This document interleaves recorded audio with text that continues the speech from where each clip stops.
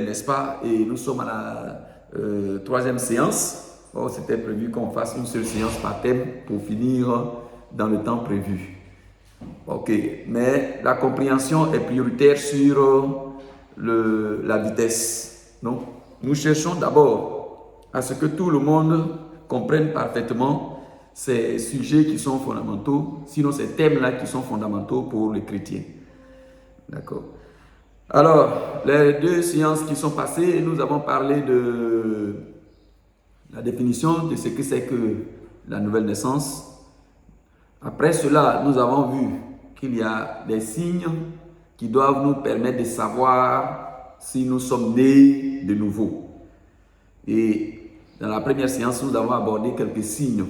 Aujourd'hui, nous allons poursuivre et terminer ces signes qui indiquent que toi, tu es né de nouveau. Et à partir de là, tu peux savoir si quelqu'un est né de nouveau ou pas. Ok. Donc, nous avons vu que dans les premiers signes, les signes qui montrent que nous sommes enfants de Dieu, que nous sommes nés de nouveau, ce sont des signes intérieurs d'abord. Ce sont des signes qui sont en nous. C'est dans notre intérieur. Et nous avons vu que, en ce sens, il y a un témoignage intérieur que tu reçois. Ce témoignage, c'est le témoignage que rend le Saint-Esprit à ton esprit. Et il dit quoi? L'Esprit Saint dit à ton esprit que tu es un enfant de Dieu. Alors que personne n'a encore les signes. Mais toi, c'est toi seul qui as ce témoignage. C'est toi et toi seul qui as cette conviction dans ton cœur que tu es un enfant de Dieu.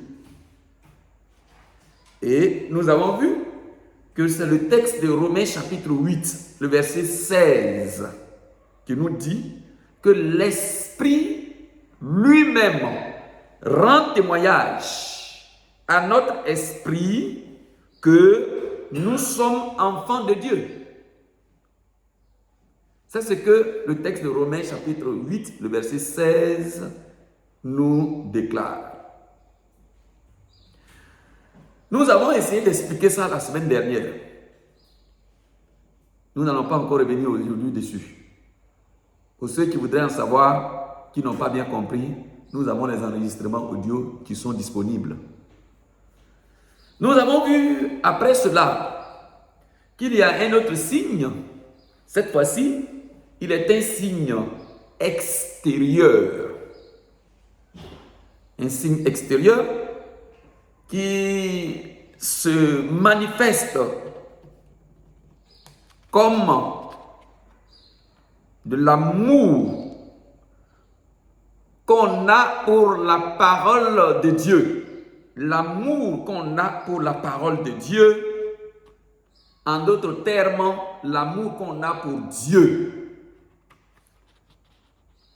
Donc, quand on aime Dieu, on sent que l'amour de Dieu est dans notre cœur et que sa parole nous intéresse. On a soif, on a faim de cette parole. C'est un signe qui montre que tu es né de nouveau. Lorsque quelqu'un n'aime pas la parole de Dieu, lorsque les temps que nous avons comme ça, les temps d'enseignement, absolument, ça ne te dit rien. Tu ne trouves aucun avantage. C'est-à-dire, ça ne te passe même pas à l'esprit que je dois apprendre la parole de Dieu pour approfondir mes connaissances. Cette personne n'est pas née de nouveau. Qui sont ceux qui aiment la parole de Dieu? Ce sont les enfants de Dieu qui aiment la parole de Dieu. La parole de Dieu, c'est les enseignements. Ce qui fait que quelqu'un est un chrétien, c'est les enseignements. C'est la parole de Dieu. Donc, cette vie de Christ qui est en nous commence à se manifester à partir de l'amour que nous avons pour la parole de Dieu. C'est pour cela que l'apôtre Paul, comme l'apôtre Pierre, ils ont aimé la parole de Dieu. Mais avant que l'apôtre Pierre, lui, il ne soit apôtre, ils étaient disciples de Jésus-Christ comme nous autres. Un jour, il y avait des gens qui suivaient le Seigneur. Et il a donné un enseignement très dur dans Jean chapitre 6. Vous voulez, après, vous pouvez prendre à partir du verset 60. Vous pouvez lire ça. Ça, c'est pour juste un rappel, parce que là, c'est important. Il est dit quoi dans ce texte?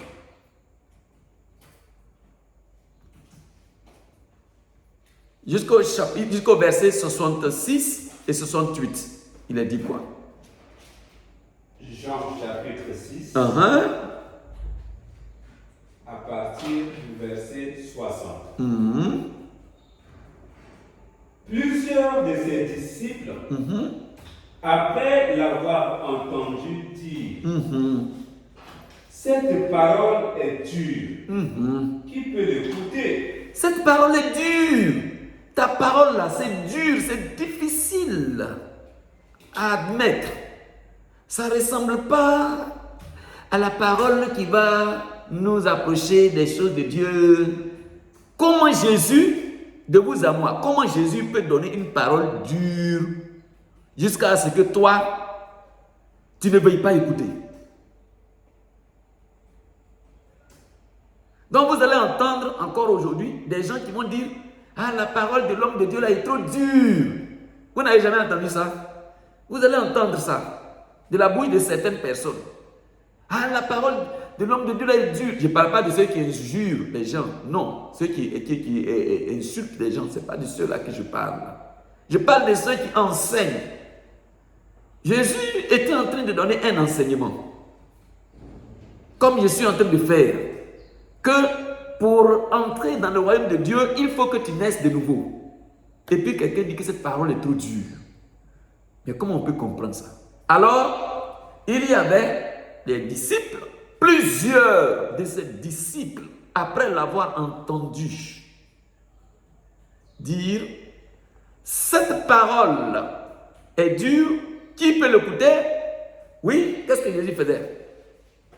Jésus, sachant en lui-même que ses disciples murmuraient à ce sujet, leur dit: cela vous scandalise-t-il? Et si vous voyez le Fils de l'homme monter où il était auparavant, c'est l'esprit qui vivifie. La chair ne sert de rien. Les paroles que je vous ai dites sont esprit et vie. Ah, oui. On continue. Les paroles. On va continuer tout à l'heure. Les paroles que je vous ai dites sont esprit et vie. Or, nous sommes nés de l'esprit. On a dit que la nouvelle naissance, ce qui nous permet de figurer parmi les membres du peuple de Dieu, dans le ciel et sur la terre. Dieu a un peuple pour te présenter, pour qu'on puisse te voir parmi les hommes qui appartiennent à Dieu, pour qu'on puisse te voir parmi les personnes qui sont sauvées. On dit, c'est comme si c'est une nouvelle naissance. C'est une nouvelle naissance. Tu nais là-bas. De toute façon, on naît sur la terre ici et puis on commence à faire ton extrait de naissance. On commence à préparer tes chaussures, tes habits, tout ce que tu vas porter, ta nourriture. On est né sur la terre ici. C'est comme ça aussi dans le royaume de Dieu, on est. Et on prend soin de nous comme des bébés. On nous met sur la liste des hommes vivants. Donc dans le ciel là, dans le royaume de Dieu là, dans le royaume de Dieu, dans la famille de Dieu là, tu nais là-bas. Et ça se fait à travers l'esprit. Donc quand tu nais de l'esprit, l'esprit te donne ce qui est de lui qui te permet de vivre. Nous avons la nourriture pour donner à nos enfants que nous avons mis au monde. C'est vrai ou c'est faux?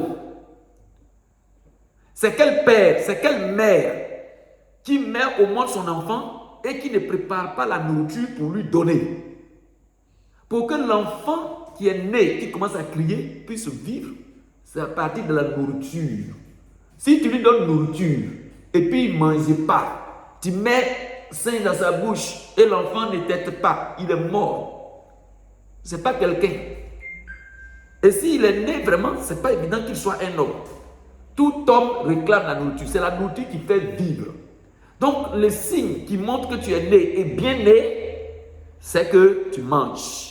Notre nourriture dans le ciel, là, chez Dieu, là, sa nourriture, ce n'est pas le riz, ce n'est pas le pain, ce n'est pas la banane, ce n'est pas le manioc. C'est la parole de Dieu. C'est ça, lui, il donne et puis tu manges. C'est ça qui te nourrit. Est-ce qu'on est clair dessus? Donc, c'est comme ça que Dieu lui voit cette naissance-là, ce royaume dans lequel nous sommes, le royaume de Jésus-Christ. L'église, là, c'est comme ça que Jésus lui voit ça. Donc, la parole est très importante. Je passe un peu le temps dessus parce que c'est ça qui est le véritable problème des croyants aujourd'hui. Ok, oui, qu'est-ce qu'il dit? On continue? Mais il en est parmi vous quelques-uns qui ne croient point. Mais il dit, il en est parmi vous quelques-uns qui ne croient point. Il y en a parmi les disciples, parmi les chrétiens. Ils portent le nom de chrétiens. Ils sont parmi nous, mais eux là, ils ne croient pas en Jésus-Christ. Ils ne croient pas en sa parole. Parce que si tu crois en quelqu'un, ce qu'il te dit là, tu vas accepter. Que ce qu'il dit là, ce n'est pas pour ton mal, c'est pour ton bien. Jésus ne peut jamais faire du mal à quelqu'un. Son enseignement est la vérité. Son enseignement est vital. Ça donne la vie. Si tu écoutes Jésus, si tu écoutes les enseignements de Jésus-Christ, tu as la vie. Et tu auras la bénédiction avec toi. Alors il dit, il sait qu'il y en a qui ne croient pas en lui. Alors comment on va savoir? Allons-y. Car Jésus savait dès le commencement qui étaient ceux qui ne croyaient point et qui était celui qui le livrerait. Jésus connaît, mon frère, Jésus connaît chacun de nous ici rassemblés. Il connaît chacun de A à Z. On a commencé l'église. On a aujourd'hui à quelques années, ou bien à quelques mois. Jésus connaît chacun de nous du bout de ses doigts. Il connaît les détails près de ta vie. À quel stade tu es. Ça va pas, tu ne peux pas tromper Jésus. C'est les hommes que tu peux tromper, n'est-ce pas? Mais sinon Jésus, là, tu ne peux pas le tromper. Or, les gens étaient derrière lui. Ils marchaient avec lui. Oh, on dit, mais lui, là, il ne connaît rien. C'est un homme, on a qu'à le blaguer. Gars, c'est pas parole là, il cherchait. Il cherchait quelque chose derrière Jésus. Mais Jésus lui aussi, il savait ça. Jusqu'à même celui qui le livrerait là, qui allait le livrer là. Il dit, depuis le commencement, lui, il connaissait. Il savait qui allait le faire. Mais il ne dit rien. Ce n'est pas parce que Jésus ne dit rien qu'il ne connaît pas. Il sait, mais il ne dit rien. Alléluia. Amen. Alors, il dit quoi? On continue. Et il ajouta. Et Jésus va ajouter. C'est pourquoi je vous ai dit que nul ne peut venir à moi si cela ne lui a été donné par le Père. Donc, nous tous qui sommes ici, là, si vous voyez que nous sommes réunis et que les autres ne veulent pas s'ajouter à nous, ce n'est pas parce que tu es trop intelligent, ce n'est pas parce que tu es trop fort. Mais c'est Dieu même, le Père, qui a voulu que tu sois avec nous. C'est Dieu même qui a voulu que tu sois là pour écouter cette parole. Et ça, il faut retenir ça fermement. C'est pour ça qu'on dit que la nouvelle naissance, dans Jean chapitre 1, le verset 12, nous sommes nés non de la volonté de la chair, mais c'est seul Dieu qui a voulu que tu naisses. Venir à Jésus, ça ne dépend pas de toi, ça dépend de Jésus lui-même et de son Père. C'est ce qu'il est en train d'expliquer. Alors on continue. Dès ce moment, plusieurs de ses disciples se retirèrent Et il n'allait plus avec lui. Donc, est-ce que Jésus a insulté quelqu'un? Non. Est-ce que Jésus a refusé de faire miracle à quelqu'un? Non. Mais sur quoi? Ceux qui sont partis là, qu'est-ce qui les a disqualifiés? Qu'est-ce qui les a chassés? Qu'est-ce qui a fait que les gens sont partis? De vous à moi, répondez. Vous qui êtes en ligne comme vous qui êtes en présentiel. Qu'est-ce qui a chassé les gens? Dans Jean chapitre 6, le verset 66 là. Il dit, dès ce moment, plusieurs de ses disciples se retiraient et n'allaient plus avec lui. Qu'est-ce qui s'est passé? Vous pouvez répondre, hein? Qui peut répondre?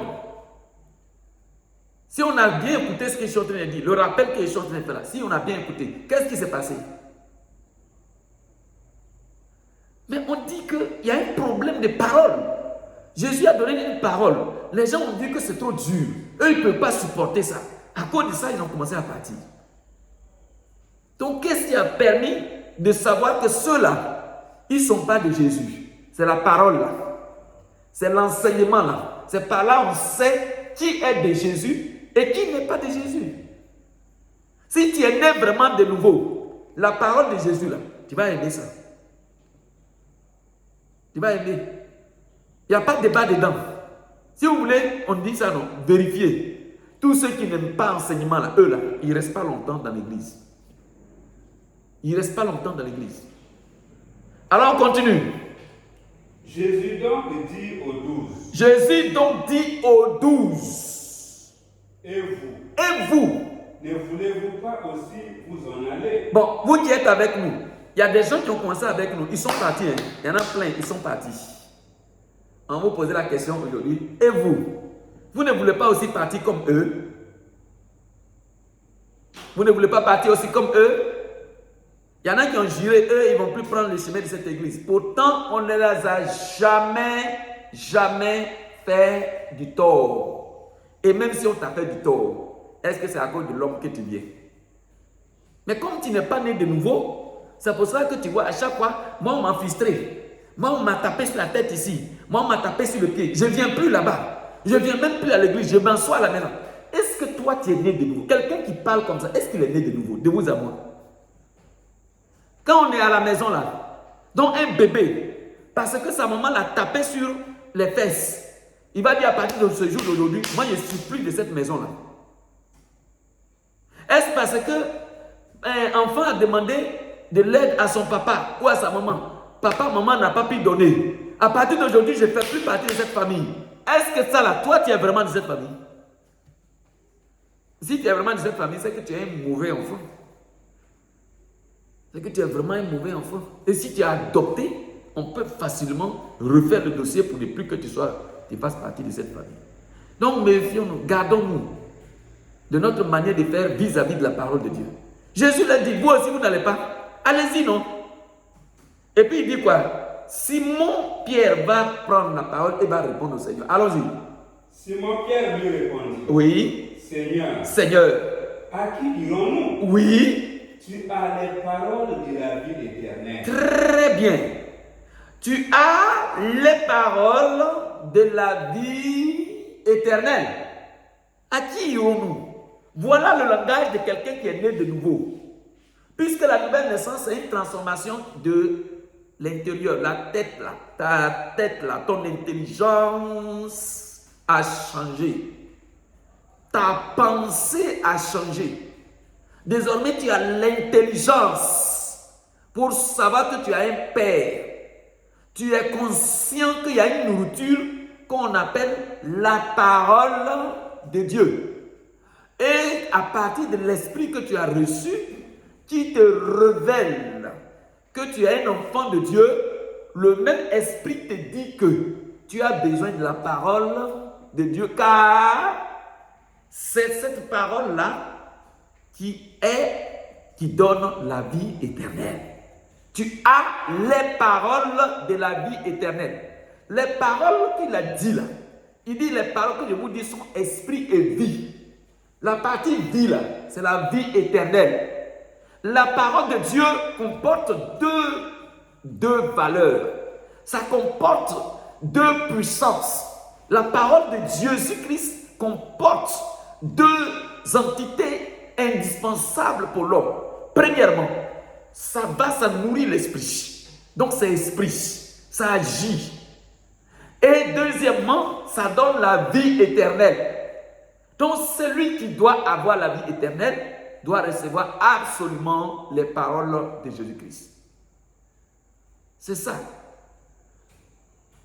Donc c'est important, c'est indispensable, la parole de Jésus-Christ. Ok.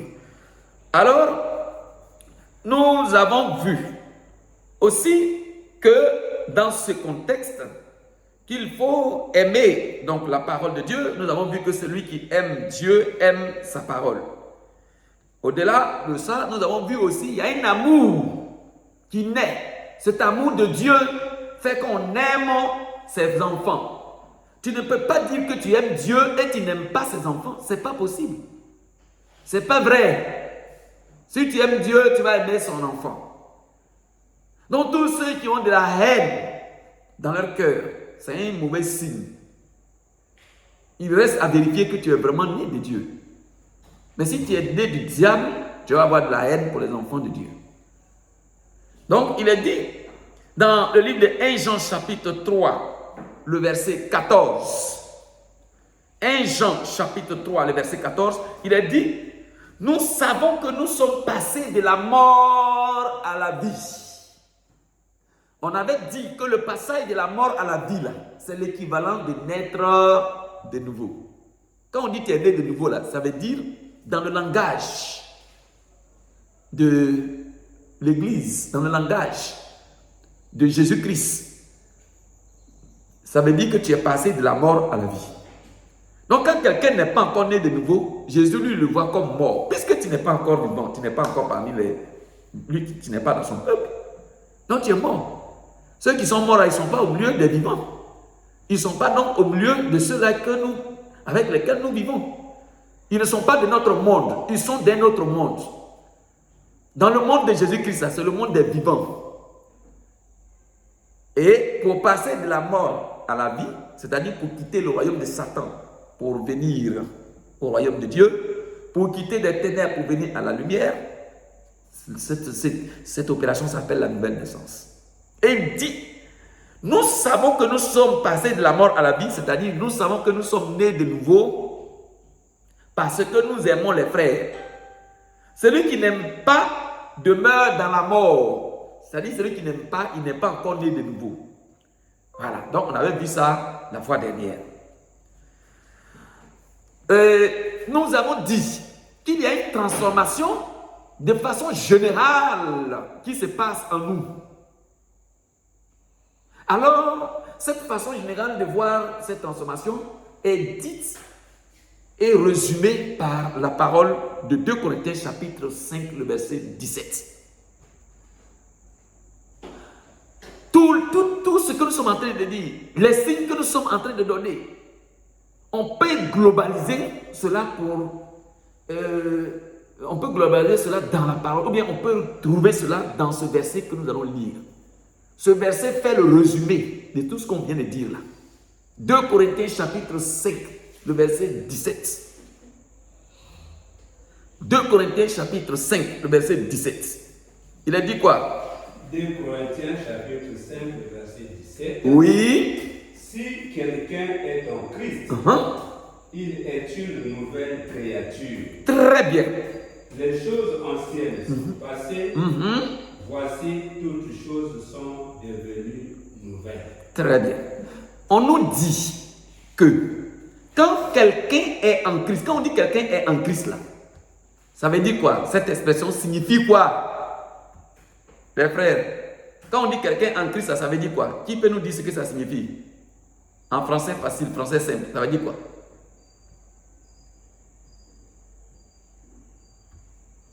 Si quelqu'un est en Christ, ça veut dire quoi? En français simple.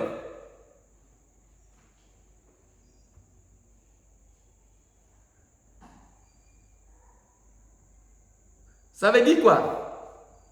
Celui qui est uni à Christ. Si quelqu'un est uni à Christ, Voyez, écoutez, on va lire dans cette version parole vivante. Si quelqu'un entre en communion vivante avec le Christ, il devient un homme nouveau. Il est recréé. Il est recréé. C'est la récréation, c'est ça qu'on appelle la nouvelle naissance. Tu es recréé. Tu es une nouvelle personne. Nouvelle naissance, nouvelle personne. Nouvelle naissance, homme nouveau. L'ancien état est dépassé. Ce qui était autrefois a disparu. La nouvelle création a déjà commencé. Voici, tout est devenu nouveau. Voilà. Et verset 18, tout cela, du début à la fin, est l'œuvre de Dieu. Il nous a réconciliés avec lui par le Christ. Ok, donc, on voit qu'il y a une transformation, il y a une action qui s'est passée. C'est ça qu'on appelle nouvelle naissance. Ce sont ces signes-là qu'on va continuer à voir. On poursuit aujourd'hui sur de nouveaux signes. On va poursuivre. Donc, nous étions au signe 2, nous sommes au 3 maintenant. Il y a un désir de sainteté et de rejet du péché. Il y a un désir de sanctification.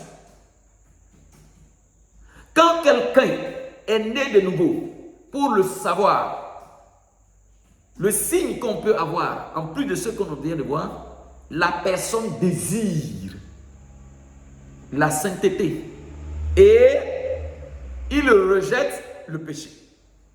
C'est ce qu'on appelle une vie purifiée. Pourquoi? Parce que la personne a été purifiée. Quelqu'un qui a été lavé et qui a été lavé, il y a des signes quand même. Généralement, quand on sent qu'on sait qu'on s'est lavé, on ne veut plus se salir encore. Quand on va te dire, il faut aller faire ça, il dit, ah, je me suis déjà lavé. Moi là, je me suis déjà lavé. Donc, il y a un signe. Nous allons prendre 1 Jean chapitre 3, le verset 9.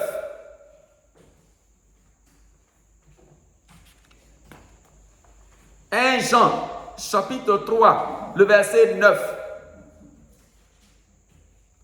1 Jean 3, verset 9. Oui. Quiconque est né de Dieu ne pratique pas le péché. Parce que la sémence de Dieu demeure en lui. Et il ne peut pécher parce qu'il est né de Dieu. Très bien. Voilà ce qui peut nous indiquer que la personne est née de nouveau ou est née de Dieu, c'est que la personne désire la sainteté. Quand on dit il ne pratique pas le péché, c'est-à-dire que la personne rejette le péché. C'est ce que ça signifie. Rejeter, c'est se séparer, c'est fuir. La personne lutte et n'accepte pas de vivre à nouveau dans le péché ou l'équité. On sent que la personne a un langage. Dans son langage, là, on sent qu'il n'aime pas le péché. Mais souvent, il y a des gens qui rendent leur témoignage. Moi, avant moi, est-ce que tu peux t'amuser avec moi? Je suis un coureur de jupons. Moi, avant, j'étais un voleur. Et puis, il dit ça avec une fierté. Bon, quand tu dis ça avec cette fierté-là, ça veut dire que pour toi, tu étais un brave, quoi. Ça te donne une fierté. Où ça, vous voyez ça? Et généralement, ces personnes qui disent ça, ils ne regrettent pas leur ancienne vie. Bon, tu dis que tu as changé, ou quelque chose qui est bon, que tu as changé. Bon, c'est là que tu parles de ça avec fierté. Nous, avant, mais qu'est-ce qu'on n'a pas fait? Oh, mais on partait, on partait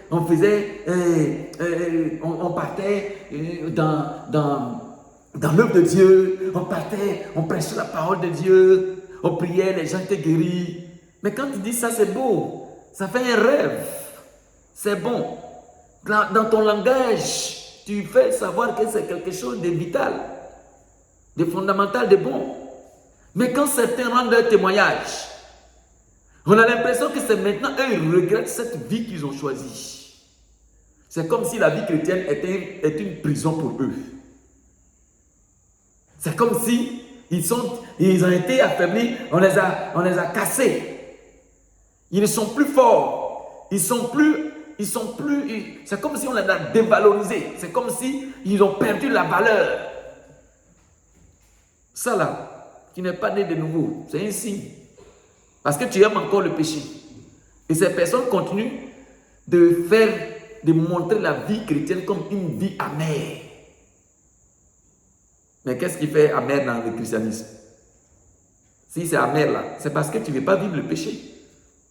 Sinon, je ne vois pas. Sinon, quand tu es chrétien là, on ne t'a pas dit d'aller vendre tous tes biens ou bien venir enlever ta peau pour être quelqu'un qui est... Vous comprenez ce que je veux dire? On ne te demande pas l'impossible.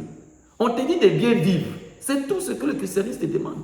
Christ ne te demande pas quelque chose de surnaturel.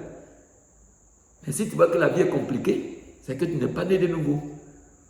Donc ceux qui vivent dans le péché, ils ne désirent pas la sanctification.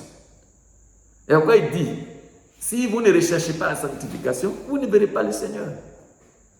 Mais tu vas rechercher sanctification là comment? Si toi-même tu n'es pas né de nouveau, il n'y a pas une transformation en toi. C'est quelque chose qui est à l'intérieur de toi-même, qui te pousse à désirer la sainteté. Il y a des gens même, ils luttent avec parole de sainteté. Prédication sur la sainteté là. Tu prêches ça une fois, deux fois dans ton église. Il y a des gens qui menacent de quitter ton église. Toi, c'est sur péché seulement, tu es en train de prêcher.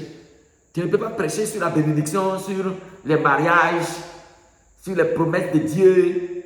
C'est sûr, affaire de péché seulement, toi, tu es en train de pécher, tu es en train de prêcher, tu menaces les gens, tu effraies les gens, tu leur parles que si eux, ils font comme ça, ils vont mourir.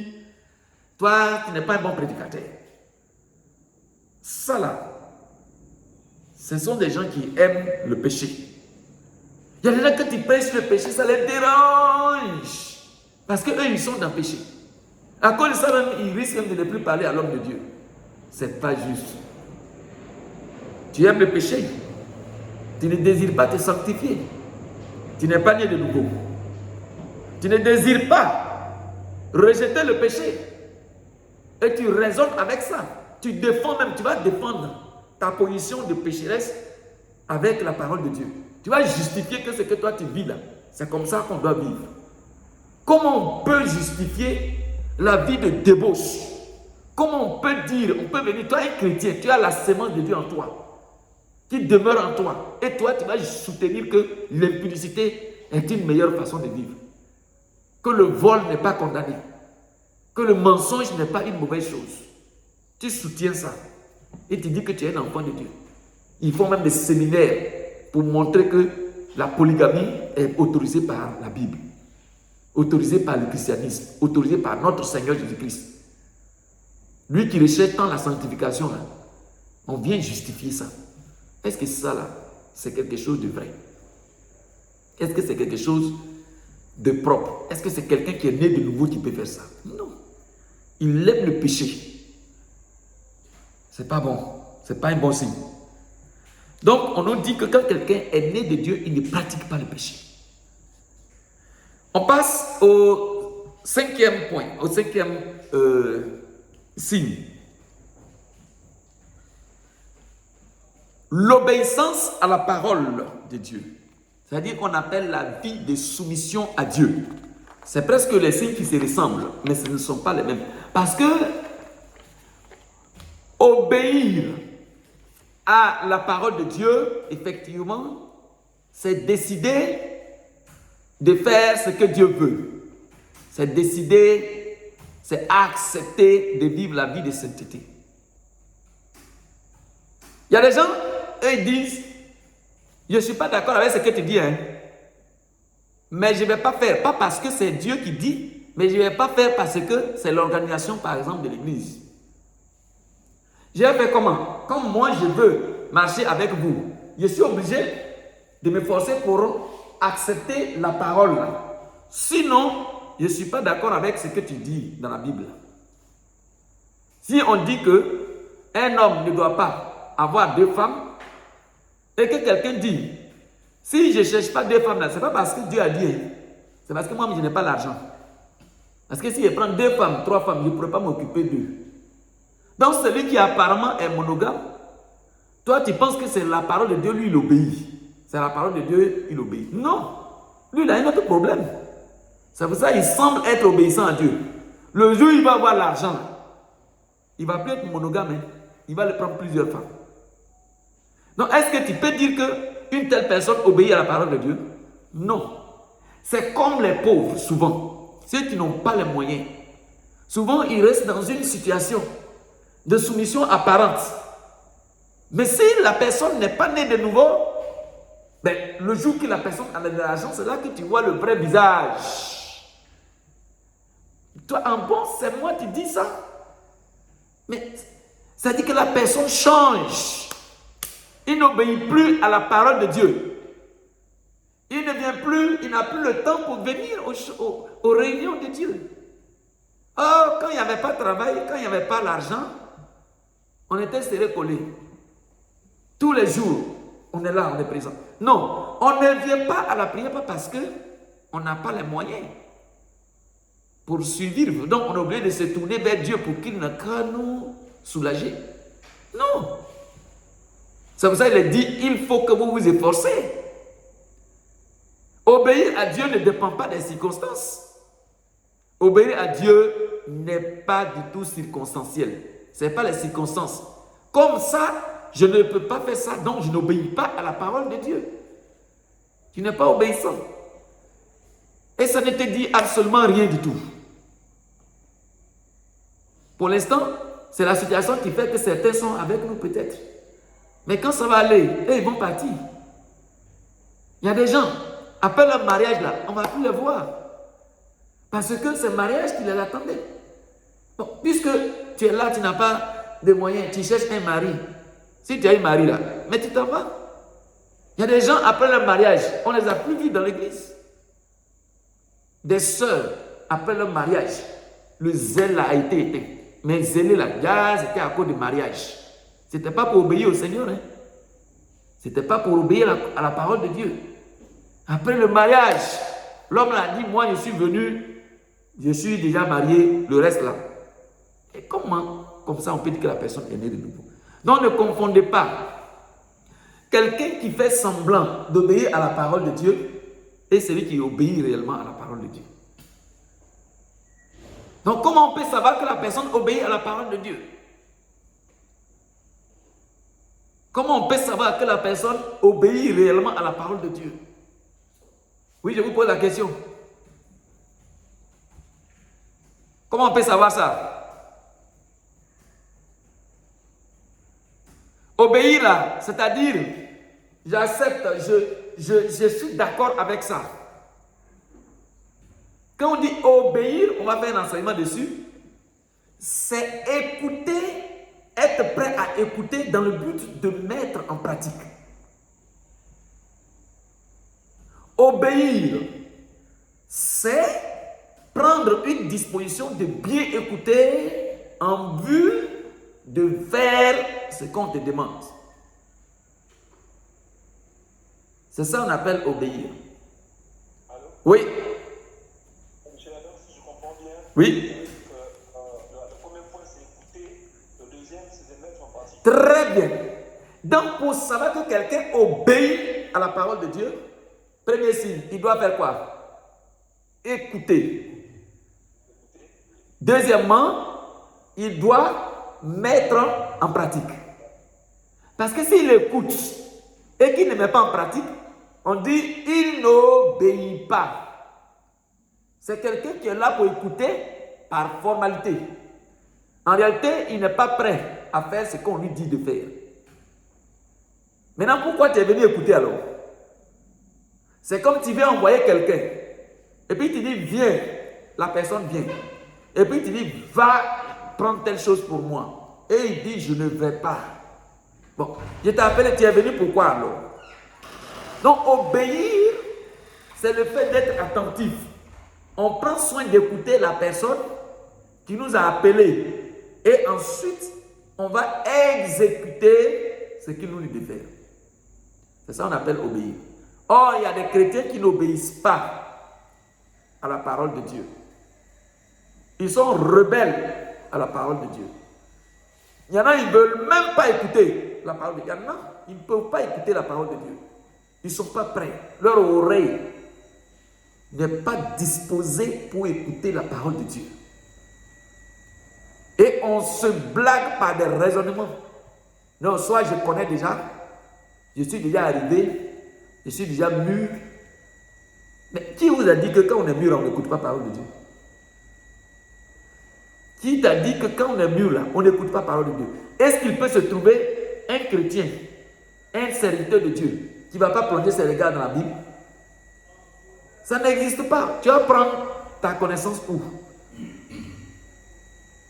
Mais la Bible, si tu veux, tu peux lire. Donc tu peux aussi te laisser être enseigné par quelqu'un d'autre. Il y en a, ils ne sont pas prêts pour ça. Donc, le signe qui montre qu'on est obéissant, c'est quand on est prêt à écouter la parole de Dieu. Ensuite, on est prêt à mettre en pratique. Voilà. Alors, on va lire la parole de Dieu. 1 Jean chapitre 2, le verset 5. Il a dit quoi? 1 Jean 2, 5. Mais celui qui garde... Oh, il faut lire un peu à partir du verset 4, oui. Celui qui dit, je l'ai connu, et qui ne garde pas ses commandements, est un menteur. Wow. Et la vérité n'est point en lui.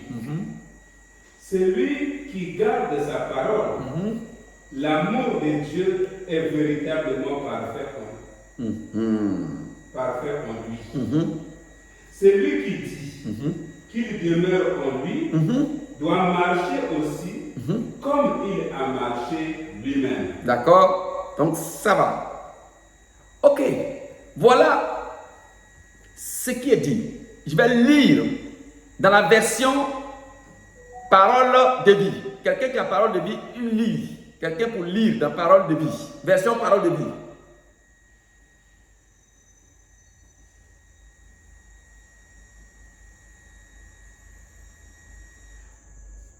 Version parole de vie.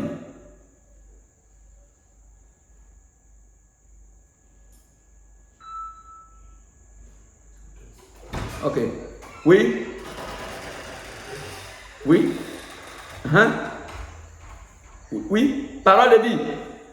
1 Jean chapitre 2, verset 4. Allons jusqu'au verset 6.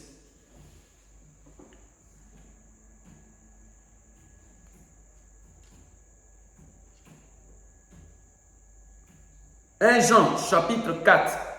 1 Jean chapitre 2, le verset 4 à 6. Version parole de vie. Il a dit quoi? Si vous ne trouvez pas, je vais lire. Il a dit, si quelqu'un dit, je connais Dieu, mais il n'obéit pas à ses commandements, c'est un menteur. La vérité n'est point en lui. Mais celui qui obéit à la parole de Dieu, son amour pour Dieu est vraiment parfait. Ainsi, nous savons que nous sommes unis à Dieu.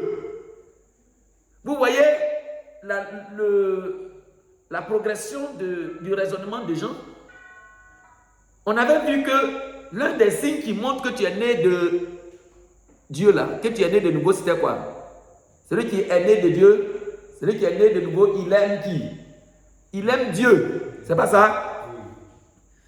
Et c'est ce qu'on appelle l'amour, son amour pour Dieu. C'est ce qu'on appelle son amour pour Dieu. Mais son amour là, si c'est parfait, c'est que vraiment il est né parfaitement. Il dit, celui qui obéit à la parole de Dieu, son amour pour Dieu est vraiment parfait. Ainsi, nous savons que nous sommes unis à Dieu. Donc si quelqu'un dit qu'il est uni à Dieu et qu'il n'obéit pas à la parole de Dieu, est-ce que c'est vrai? Est-ce que c'est vrai? Quelqu'un dit qu'il est uni à Dieu, selon le verset là. Et puis lui n'obéit pas à la parole de Dieu. Est-ce que c'est un menteur ou bien c'est quelqu'un qui dit vrai? C'est un menteur. C'est un menteur. Tu ne peux pas dire que tu es uni à Dieu et tu n'obéis pas à la parole de Dieu. Maintenant, on a vu, être uni à Dieu, là, ça veut dire que quoi? C'est ce qu'on appelle la nouvelle naissance. La nouvelle naissance, c'est être uni à Dieu. C'est ta relation. Désormais, tu es uni à Dieu. Avant, nous n'étions pas unis à Dieu. Ce n'est pas une union de, je ne sais pas. Vous voyez, non? Je vais prendre un exemple de cette union. C'est ce qu'on appelle union ici, là. Monsieur et madame, l'homme a pris la femme et la femme est unie à l'homme. L'homme est uni à la femme. Les deux deviennent une seule. Et le chef de cette union-là, le chef de cette union marque celui qui est inférieur par son nom. C'est pour ça que quand vous faites mariage, comme vous devenez la même personne, le chef de cette union qui est l'homme met son nom sur la femme. La femme doit porter le nom de son mari. Ceci d'abord pour dire qu'ils sont un. Moi je suis Ouattara. Ma femme s'appelle Ouattara. Épouse Ouattara. Pourquoi? Parce que c'est la même personne. Spirituellement parlant, on nous voit comme la même personne. Donc il y a un lien. Nous sommes unis. Dieu nous a unis. Maintenant, quand nous sommes dans le contexte ici, on devient enfant de Dieu. Nous sommes unis avec l'enfant. Il y a un lien. Quand on parle d'union, c'est qu'il y a un lien. L'enfant, l'union entre l'enfant et le père qui est le responsable de cette union, donne son nom à l'enfant. C'est pour ça que tout enfant porte le nom de son père. C'est cette même union ici. Quand tu es uni à Dieu, Dieu qui est le chef de cette union, te marque par son nom. C'est pour ça que l'enfant qui va naître, on l'appellera le saint. Donc vous êtes devenus saints, sanctifiés parce que le Seigneur a un lien avec vous. Vous êtes unis, c'est dans ce contexte qu'il faut voir. Donc quelqu'un ne peut pas dire qu'il est uni à Dieu dans ce contexte et n'obéisse pas à la parole de Dieu. Ce sont des menteurs. Voilà le menteur selon Dieu. Voilà un menteur selon Dieu. C'est un faux. Dieu ne le connaît pas. Donc tous les frères, toutes les sœurs qui n'obéissent pas à la parole de Dieu là, ne sont pas unis à Dieu. Ils ne sont même pas de la famille de Dieu. Dieu ne les connaît pas. C'est ce qu'il est en train d'expliquer. Maintenant il dit verset 6. Si quelqu'un dit, je reste uni à Dieu, il doit vivre comme Jésus-Christ a vécu. C'est tout. C'est tout. Donc le signe qui montre que vraiment tu es uni à Dieu, c'est-à-dire que tu es devenu une même plante avec Christ. Tu es devenu participant de la nature de Dieu. Tu es devenu enfant de Dieu. Tu es né de nouveau. C'est le commandement. Voilà. On doit obéir à la parole de Dieu. Sixième,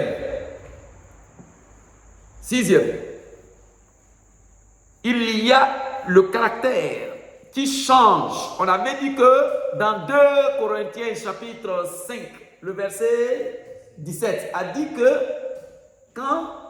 si quelqu'un est en Christ, on avait vu, si vous voulez on peut voir, vous allez voir là-bas, on parle aussi de union. On va lire, vous allez voir dans certaines versions, 2 Corinthiens chapitre 5, verset 7. Il dit quoi? Dans d'autres versions, 2 Corinthiens chapitre 5, verset 17, il est dit, dans la version parole de vie, alors si quelqu'un est uni au Christ, donc uni ici, au Christ, il est créé à nouveau, il est devenu une nouvelle créature. Donc on voit ici unis à Christ. Ça veut dire en communion aussi. Donc cette union dont nous parlons tout à l'heure, quand quelqu'un est uni à Christ, ça veut dire aussi qu'il est uni à l'Esprit de Dieu. Et l'Esprit de Dieu qui demeure en lui, qui fait de lui une nouvelle créature, cette présence change le caractère de cette personne. Vous savez ce qu'on appelle le caractère? Le caractère est différent du comportement. Le caractère est différent du comportement. Nous avons des comportements changés, mais les caractères n'ont pas changé en réalité. Un homme, il peut changer son comportement, mais son caractère, il ne peut pas changer. Vous savez ce qu'on appelle caractère? Ça veut dire des caractéristiques. Quand on dit caractéristiques, c'est-à-dire ta vraie valeur, ce que tu es. Exemple, mon caractère. Quand on va dire mes caractéristiques, on va dire monsieur teint noir, taille tant, il a achevé ceci, il est comme ça, il n'est pas gros. C'est tout ça qu'on appelle les caractéristiques. On fait donc, on appelle ça la description, ou bien le portrait de la personne. Donc c'est le caractère qui permet de faire le portrait de la personne. Bon, il y a des choses qui sont passagères que je peux mettre dans ma description. Bon, c'est un homme. Il est de teint clair. Il est grand de taille. Il a cheveux blancs. Il a porté chaussures noires. Chemise blanche. Bon, chaussures noires et puis chemise blanche là-haut. Est-ce que c'est son caractère? De vous à moi? Non. C'est pas son caractère. Tu as pris quelque chose de temporaire. Il a porté aujourd'hui chaussures noires avec une chemise blanche. Il a porté aujourd'hui, mais il ne va pas tous les jours porter. Donc ça ne fait pas partie de son caractère. Mais tu as pris ça pour l'identifier. Donc on identifie une personne par son caractère et par les signes qui sont sur lui, par les éléments qu'il manifeste. Ce qu'il manifeste, c'est ce qu'on appelle le comportement. C'est ce qu'on appelle le comportement. Il se comporte comment? Non, il aime s'habiller en noir. Ça, c'est son comportement. Mais c'est son caractère qui fait qu'il se comporte comme ça. Le comportement, c'est ce que tu fais sortir. Il y a des gens, ils ont un comportement dedans, mais ils font autre chose. Ils montrent quelque chose d'autre à ceux qui sont devant eux. On l'appelle les hypocrites. Hypocrisie, c'est l'écart entre le comportement et le caractère. Il fait semblant, alors qu'en réalité, ce n'est pas ce qu'il est. C'est ça qu'on appelle l'hypocrisie. Donc, on peut changer le comportement. Pourtant, le caractère n'a pas changé. Le caractère, c'est Dieu seul qui peut changer. Exemple, moi, mon teint là, est-ce que moi, je peux changer mon teint? Est-ce que je peux changer ma taille où je suis là? Est-ce que je peux changer, je sais pas, mes os là, est-ce que je peux les déformer pour faire ça et puis devenir grand où je suis là? Je ne peux pas. Je ne peux pas changer ça. C'est Dieu seul qui est capable de faire ça. Donc le cœur qui est dans toi là, c'est Dieu seul qui peut changer ça. Donc pour montrer que le cœur a changé, on va avoir des signes. Et ces signes-là peuvent se faire voir à l'extérieur par plusieurs choses, parmi lesquelles on va citer ton comportement. C'est ce qu'on appelle le fruit. Ailleurs, on appelle ça le fruit digne de la repentance. Quand le cœur a changé, il y a des fruits qui suivent. Quand le cœur n'a pas changé, il y a des fruits qui vont avec ça. Donc, tu peux nous tromper par beaucoup de choses. Mais en réalité, ton caractère, si ça n'a pas changé, ça va se manifester. Ça va se faire connaître. Ça va se faire connaître. Est-ce que quelqu'un qui a bu, et puis il est bourré, son visage a sa main à tourner, il peut s'efforcer pour marcher droit, non? Hein? Il peut s'efforcer pour marcher droit. Vous allez savoir qu'il s'efforce pour marcher droit, bien vous n'allez pas savoir. Ça va, c'est savoir. Ça, c'est pas son habitude, lui, là. C'est pas comme ça, lui, là, il marche. On le connaît ici. Et puis, on sent qu'il est en train de s'efforcer pour marcher droit. Quand il veut faire montrer que lui-même, il ne veut pas que quelqu'un sache. Mais on te connaît où? On te connaît. Tu forces, on sait. La personne n'est pas ça. Ta vraie nature, c'est pas ça. Quand quelqu'un est né de nouveau, là, sa vraie nature, c'est la nouvelle création, là. C'est le nouveau cœur, là. Quand quelqu'un n'est pas né de nouveau, sa vraie nature, là, son vrai caractère, là, c'est l'ancienne nature, là. Donc, quand quelqu'un n'est pas né de nouveau, et puis il veut se forcer pour faire comme s'il est né de nouveau, il va avoir un déphasage. Il va avoir comme s'il n'y a pas d'harmonie dans ce qu'il fait et ce qu'en réalité il est en train de dire. C'est comme ça qu'on fait, on découvre. Et à un moment donné, ça va se faire voir au plein jour. Comme ça, il dit, vous allez le connaître à leurs fruits. Les faux, c'est à leurs fruits vous allez le connaître. Donc, les fruits que porte celui qui est né de nouveau, on appelle ça les fruits de l'esprit. Parce qu'il est né de l'esprit. L'esprit est en lui en permanence. Et lui, il porte les fruits de l'esprit. Ce n'est pas les fruits de l'esprit qui le portent. Je vais dire quoi? Ce qu'il fait là, ce qu'il manifeste, c'est de l'intérieur que ça quitte. Et donc, ça va de soi. C'est normal, c'est légitime. Un fou, on a vu l'exemple du fou. Les fruits qu'il manifeste là, les œuvres qu'il fait là, on appelle ça aussi les fruits. Courir, parler seul. Ça là, ce sont les fruits. Mais c'est quitté où? C'est l'esprit qui est en lui qui porte ça. C'est à cause de l'esprit qui est en lui là, que lui il fait ça. Donc, quand on a dit tu ne peux jamais faire comme un fou. Parce que si tu n'as pas l'esprit de fou là, tu ne veux pas te comporter comme lui. Le chrétien pareil, il a l'esprit, un esprit en lui. Je ne parle pas de son propre esprit, hein. Je parle de l'esprit de Dieu. Quand il est né de nouveau là, l'esprit de Dieu est venu en lui. Il habite en permanence avec lui. Il dort avec lui. Il se réveille avec lui. Et même quand il va mourir là, l'esprit de Dieu sera avec lui. C'est pour ça que c'est lui qui va le réveiller au dernier jour. Et c'est l'esprit qui fait que ce monsieur-là se comporte de la sorte.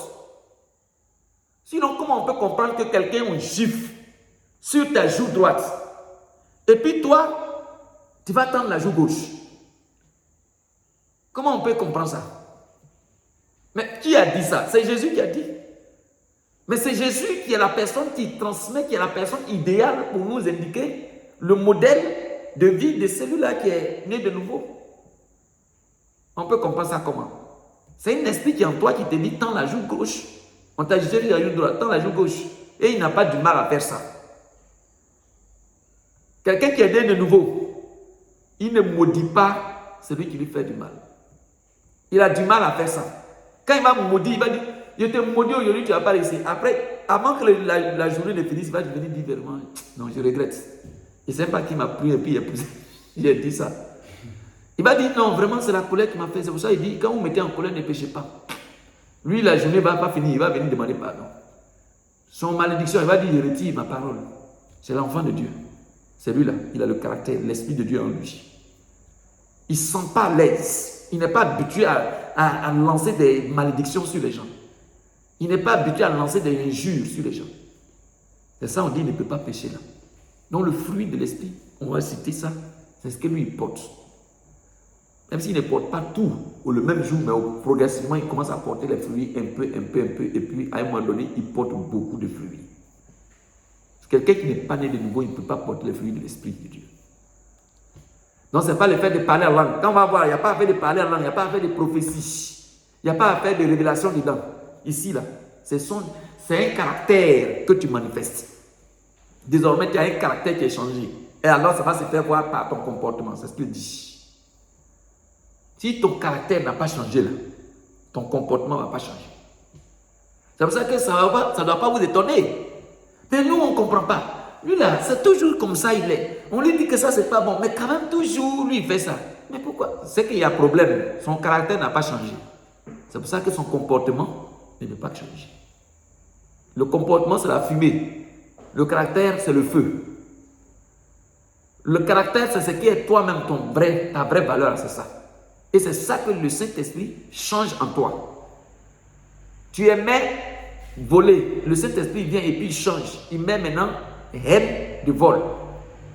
C'est ça qu'on appelle changer de caractère. Là.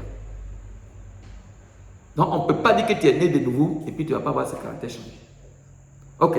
Donc les fruits. On va voir Galates chapitre 5, le verset 22 à 23. Vous allez voir que tout ce qu'on est en train de dire, il y a des fruits, il y a des signes qu'on avait déjà vu, mais ça revient encore ici parce que c'est un tout. C'est un ensemble. Voilà. On lit Galates chapitre 5, verset 22 à 23.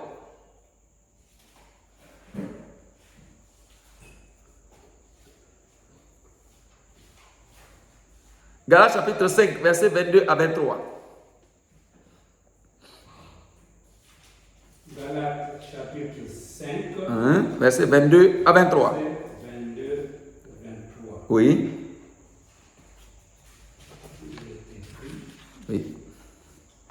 Mais le fruit de l'esprit, c'est l'amour, la joie, la paix, la patience, la bonté, la bénignité, Oui. la fidélité, la douceur, Oui. la tempérance. La loi n'est pas contre ces choses. Ailleurs, on va donc dire que c'est comme si c'était ça. La loi n'est pas contre. Ça veut dire que la loi ne s'oppose pas en réalité à ça. La loi est d'accord avec. Ça veut dire que quelqu'un même qui veut se mettre sous la loi peut chercher à vivre en fonction de ça. Mais malheureusement, il ne peut pas. Voilà. La loi n'est pas contre. Mais seulement avec la loi, on ne peut pas produire ça. Voilà. La loi a une faiblesse. Avec la loi, on ne peut pas produire ça. Donc, vous allez voir, quelqu'un qui a l'esprit, qui manifeste les fruits de l'esprit, qui a la haine, alors qu'ici c'est l'amour, c'est qu'il y a un problème. Deuxièmement, celui qui n'a pas l'amour là, il n'a pas la joie. Remarquez ça très bien. Quand quelqu'un manifeste la haine, au lieu que ce soit la joie là, c'est la tristesse. Vous allez voir, ça ne peut pas se cacher. La personne sera toujours dans son coin, visage froissé. Il n'y a pas la joie. Tu n'as pas voir, il est en train de dire, alors, yo, comment ça va? Alors, hey, alors vraiment, c'est ça la joie, non? Ou bien c'est pas ça? On est ouvert, on est relax. Mais lui qui n'a pas l'amour, il se sent gêné. Il est sur le qui-vive, il est en train de chercher les failles, il est en train de calculer comment il va faire pour frapper fort. Et même quand il est en train de rire, c'est un rire jaune. Alors là, la lune, il sait qu'il n'est pas content. Parce que son cœur brûle. Donc ça là, c'est pas que la personne n'est pas née de nouveau. C'est la paix. Quand on a la haine, quand on n'a pas la joie, c'est quelle paix on va trouver? C'est la guerre. Le contraire de la paix, c'est la guerre. C'est palabre. C'est problème. C'est faire, c'est les répliques. C'est-à-dire chercher à se faire justice. La vengeance. Quelqu'un qui est dans ça là, bon, c'est comment le Saint-Esprit il est là et puis toi tu vas faire tout ça. Vous voyez que les fruits sont liés. Les fruits de l'esprit sont liés. S'il y a un qui a un problème, vous allez voir que les autres sont affectés. Et pourquoi? C'est pour ça qu'on ne peut pas mentir. La patience, la bonté, la bienveillance. On dit bienveillance, c'est par rapport à ton frère qui est à côté. Je veux son bien. Mais si tu ne veux pas son bien, si tu as la haine, tu as la tristesse, tu as l'angoisse, tu vas faire palabre, tu ne pourras pas être patient pour attendre que la situation soit réglée. Tu ne peux pas être bienveillant pour l'autre. La fidélité. Quelqu'un qui est fidèle, ce n'est pas fidélité par rapport au mariage seulement. Fidélité à Dieu. Le Saint-Esprit te rend fidèle à Dieu. Un jour, on va revenir dessus. Comme je ne peux pas rentrer trop en détail. Sinon, tout ce qui est dit là, c'est par rapport d'abord à Dieu. Mais on prend ça pour affecter ça, soit aux hommes. Mais sinon, d'abord à Dieu. L'amour là, c'est l'amour de Dieu. La joie là, c'est le fait de retourner. Il dit, réjouissez-vous. C'est la joie qui vient du ciel. Réjouissez-vous, je vous le répète. La paix là, c'est la paix du ciel. Tu es en paix avec Dieu. D'abord, tout ce qui est dit là. La patience, tu attends patiemment la promesse de Dieu. La bonté, tu es bon envers Dieu.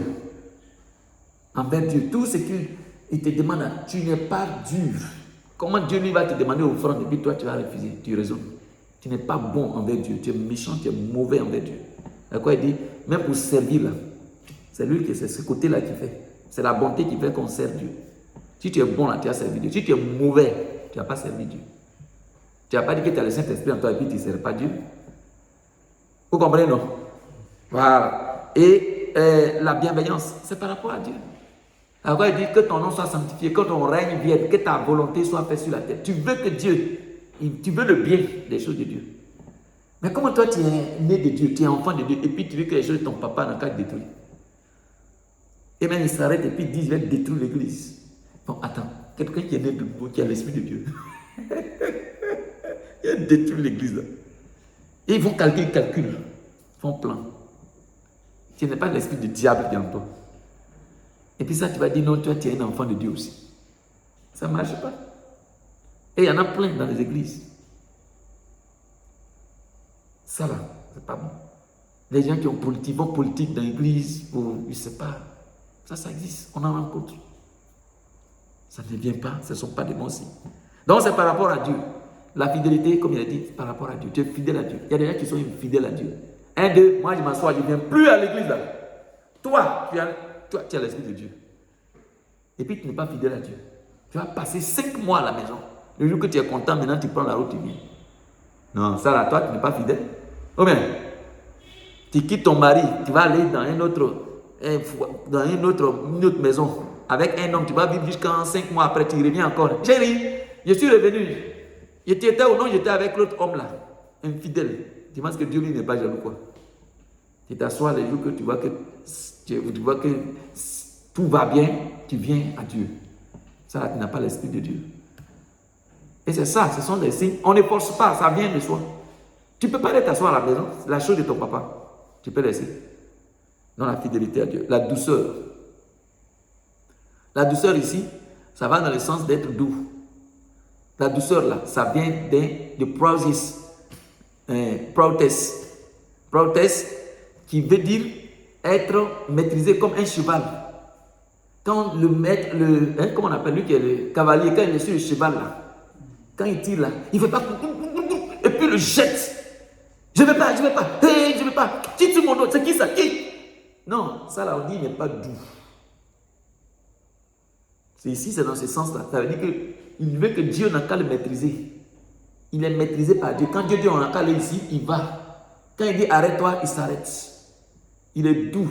Il n'est pas amer envers Dieu. Il n'est pas amer pour Dieu. Il aime, il est avec Dieu, il est bon. Donc, c'est même chose qu'on transpose avec les enfants. Comme on aime Dieu, on fait la même chose avec ses enfants. Non, la douceur, c'est ce que ça signifie. Sinon, douceur, ça ne veut pas dire, il parle doucement, hein. Il parle doucement, il est doux, il a la douceur. Non. Oui, on peut le déplacer un peu pour aller dans un autre sens pour dire, quand il parle, il n'écrit pas. Mais ce n'est pas dans ce contexte ici. C'est par rapport à Dieu. On est doux par rapport à Dieu. C'est-à-dire, c'est nous qui nous laissons être utilisés par Dieu comme bon lui semble. C'est ce que ça signifie ici. On ne résiste pas à Dieu. On n'est pas dur. On est souple. On est doux par rapport à Dieu. Voilà. Ensuite, la maîtrise de soi. C'est-à-dire quoi? Quand Dieu veut m'utiliser, je me laisse faire. Maintenant, moi-même là, j'arrive à maîtriser mon corps. C'est la maîtrise de soi.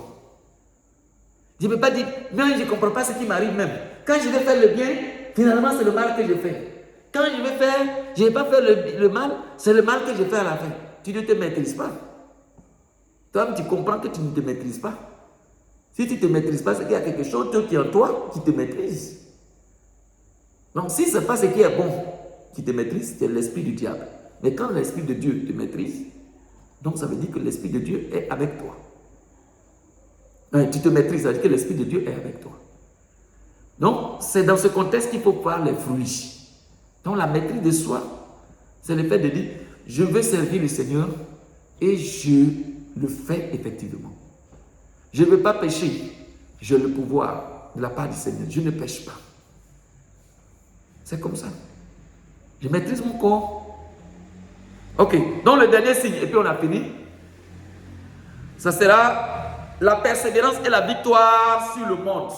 Ça, c'est ce dernier signe qui m'intéresse beaucoup. C'est le dernier signe qui m'intéresse beaucoup. Le reste là, ce qu'on avait dit là, vous maîtrisez ça parfaitement. Vous connaissez les 6 autres là. Vous savez ça déjà.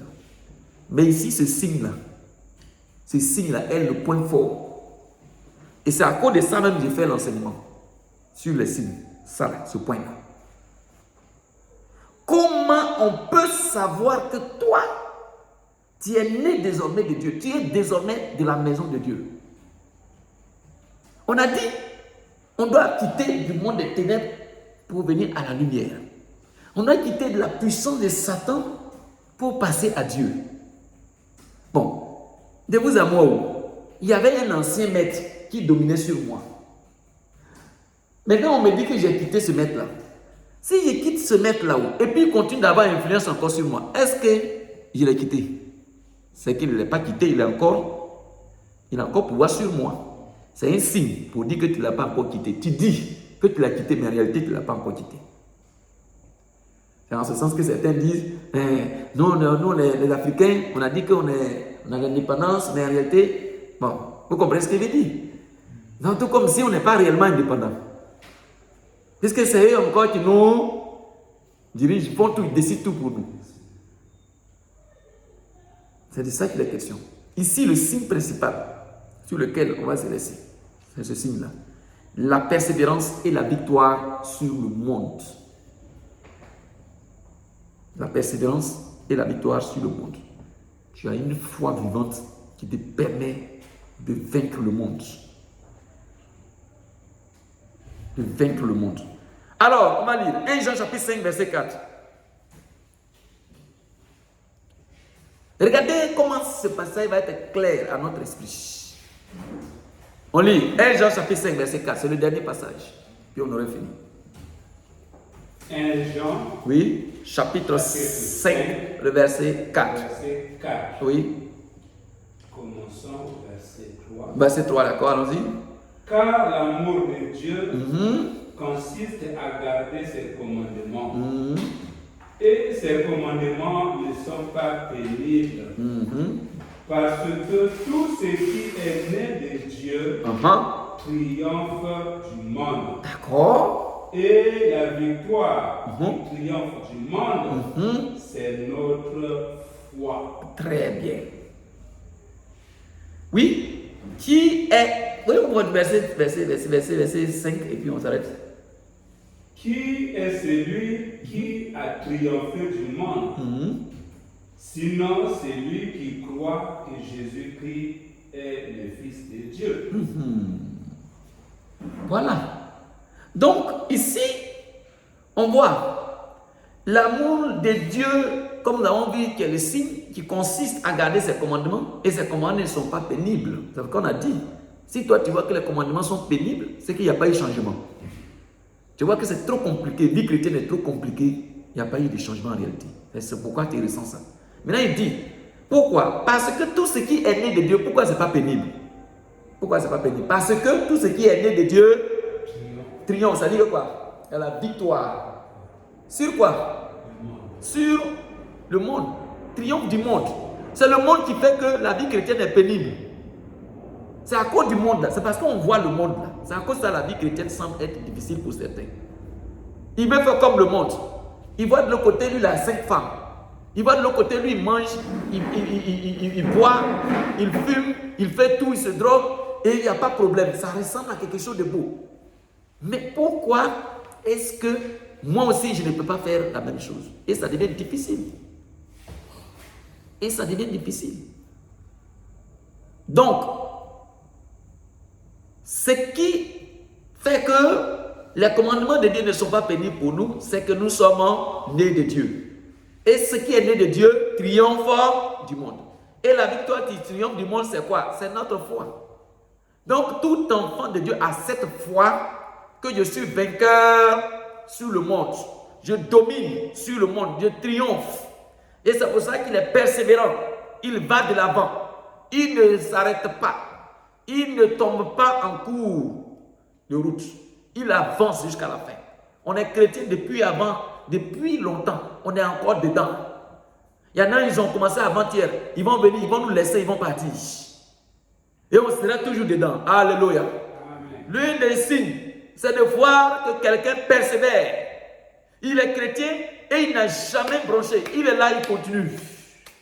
Il n'a même pas à l'esprit que moi, un jour, je vais abandonner le christianisme. Mais il y en a parmi nous. Ils sont là. Ils sont assis sur une seule fesse. Ils ont mis un pied dedans et un pied dehors. Eux, ils sont prudents. Si dedans, ça n'a pas marché, ils vont aller au dehors. Si dedans n'a pas marché, ils vont au dehors. Si dedans a marché, ils viennent dedans. C'est quelle façon de vivre? Donc pour eux là, ils ne peuvent pas vaincre. Le monde les vainc à leur retour. Un d'eux, ils tombent seulement dans le péché. Un d'eux, ils se retournent seulement dans le monde. Il est païen aujourd'hui, demain il est chrétien. Après demain il est païen. Après il est devenu chrétien. Vous pensez que ça peut se faire?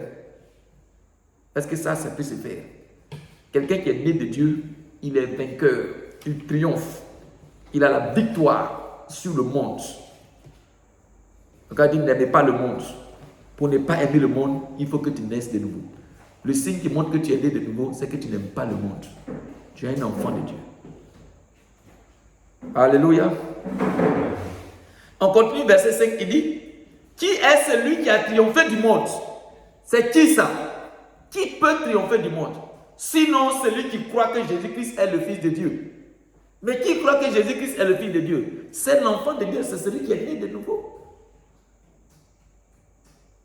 C'est celui qui est né de nouveau. C'est lui, Jésus-Christ, qui est venu avec... bon, donc là, on va aller dans une autre sens ce jour. Ça, là, on ne peut pas expliquer ça aujourd'hui. Parce que c'est trop fort. On reprend dans la version parole vivante, une parole de vie.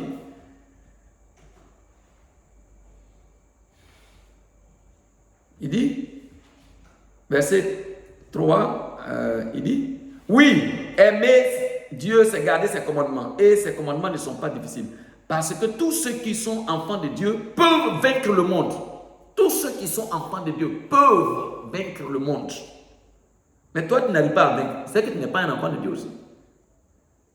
Il a dit, parce que tous ceux, il n'a pas dit quelques-uns, il n'a pas dit les hommes de Dieu seulement. Il n'a pas dit les servants de Dieu seulement. Il dit tous ceux qui sont enfants de Dieu peuvent vaincre le monde. Et ce qui nous rend vainqueurs du monde, c'est notre foi. Qui donc est vainqueur du monde? C'est seulement celui qui croit que Jésus-Christ est le Fils de Dieu. Voyez? Non, mais pourquoi toi tu n'arrives pas à vaincre le monde? Pourquoi tu n'arrives pas à vaincre le monde?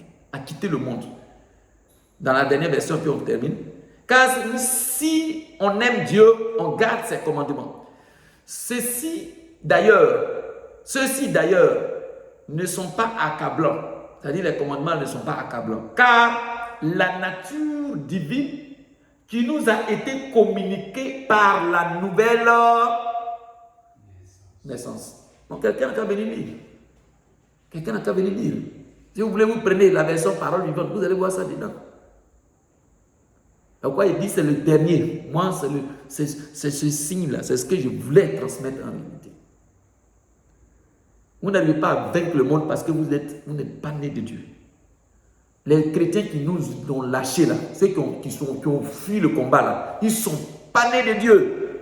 Ils ne sont pas nés de nouveau. Ils ne peuvent pas tenir. Le monde est pour eux. Ils sont du monde. Ils doivent retourner dans le monde. Le monde les réclame. Le monde est leur milieu. C'est leur royaume qui est le monde. Ils sont encore des ténèbres. Ils ne sont pas encore de la lumière. Comment tu vas vivre la lumière? Toi, tu n'es pas de la lumière. Pour vivre la lumière, il faut qu'on transforme tes yeux. Tu as vécu dans le noir. Pour que tu puisses voir, vivre dans la lumière, il faut qu'on transforme tes yeux. C'est ça le problème.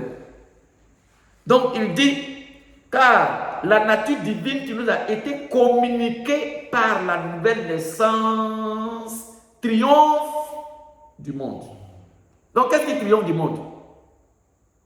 Qu'est-ce qui triomphe du monde?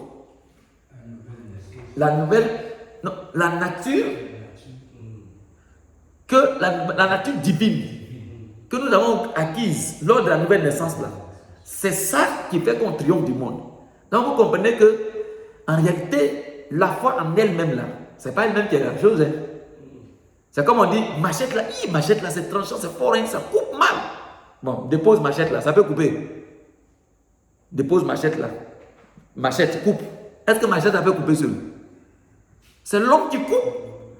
C'est l'homme, la force de l'homme là qui l'applique. Quand maintenant la machette tranchante là, que ça peut couper.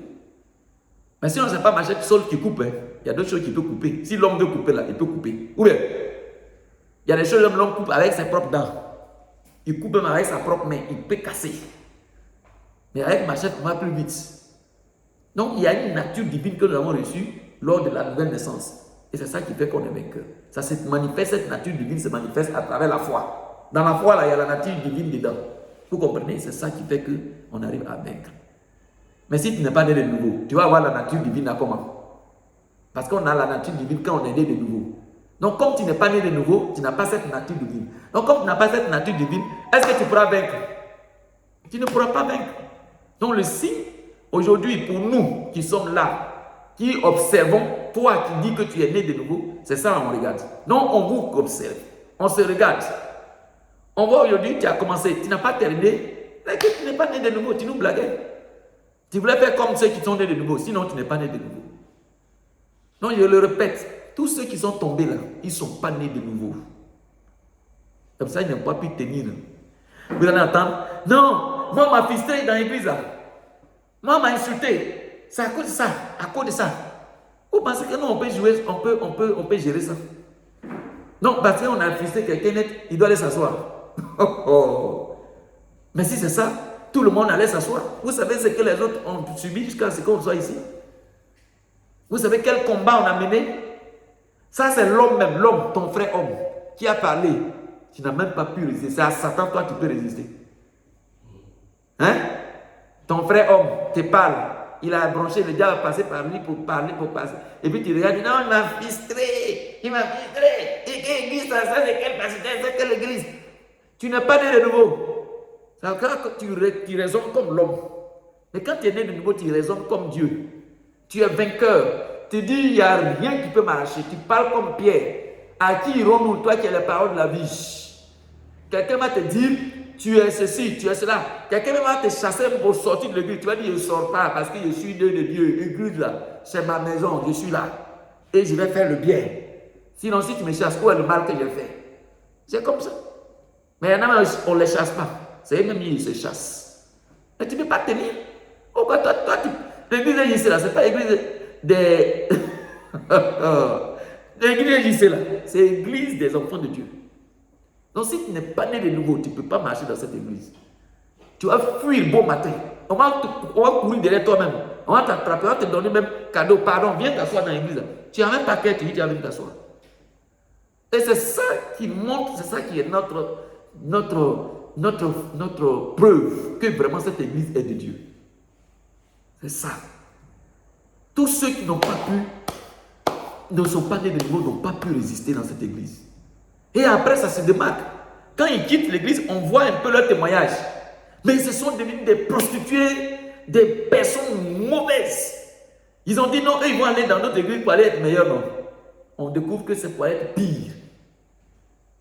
Mais tu quittes une église, tu dis que non, l'église n'est pas bien. Les gens qui sont là ne sont pas bien. Tu vas, c'est toi qui deviens voleur. On t'attrape, on te met en prison. Non, les hommes de Dieu là, ils ne sont pas bien. Ils ont ceci. C'est toi qui vas faire gros déchets pour déposer dans le monde. Bon, tu comprends qu'on ne peut pas marcher ensemble. Mais depuis que tu es parti, tu as entendu que ceux qui sont restés dans l'église d'Israël, ils ont volé ou bien ils ont attrapé pour mettre quelqu'un en prison. Ça ne te dit pas quelque chose. Alléluia.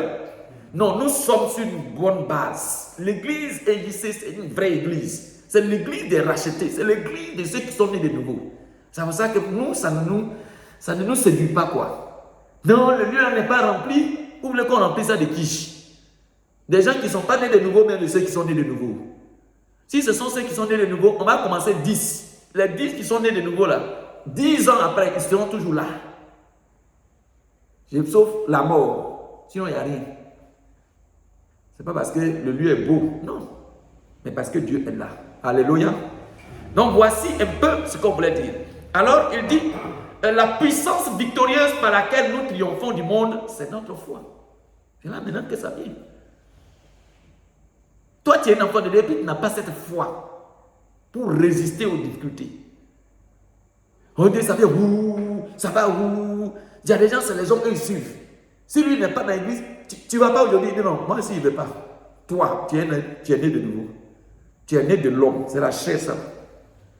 Le jour que la personne va naître de nouveau, il va dire non, non, non, moi, je dépends de Dieu. Si toi, tu ne vas pas, moi, je vais. C'est ça un peu. Donc, ici, là, c'est pas par, on ne fait pas un rassemblement par complaisance. C'est vraiment le rassemblement de ceux qui sont nés de nouveau. Donc, question, est-ce qu'on est né de nouveau? Est-ce qu'on sent ces signes en nous? Est-ce qu'on sent qu'on est fort? Que rien ne peut nous arracher de la main de Dieu? Est-ce qu'on sent cette victoire? Le diable va se présenter. Il dit, ni la faim, ni quoi? La soif, ni la profondeur, ni la hauteur des puissances des ténèbres, ni quoi que ce soit, ne peut nous arracher de la main de notre Dieu. Ce qui nous séparera de l'amour de Christ.